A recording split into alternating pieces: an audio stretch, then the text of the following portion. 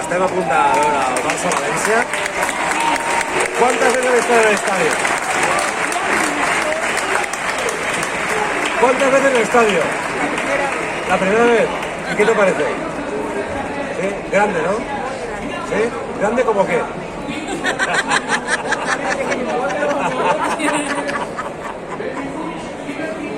¿Y el Barça se habéis sido forofas?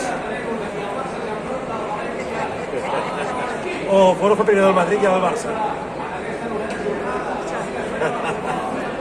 ¿Y tú? Primero el Barça. ¿Y segundo? Segundo su hombre, el Atlético de Madrid. Su hombre. ¡Hostia, el Atlético! Su hombre está jugando allí. ¿Griezmann? Luis Suárez.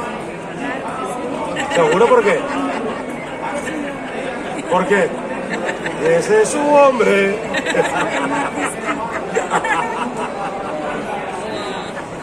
Vale, preguntas profundas. ¿Dónde quería que te mordiera?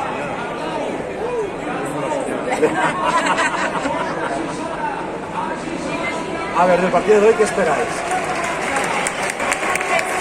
3-0. Goles de...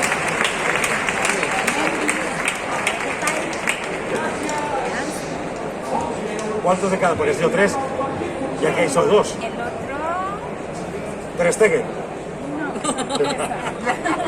Sorpresa. Pues bueno, disfrutad mucho del partido. Que sea buena la primera experiencia en el Barça. Y que ganemos. Sí. ¡Visca el Barça!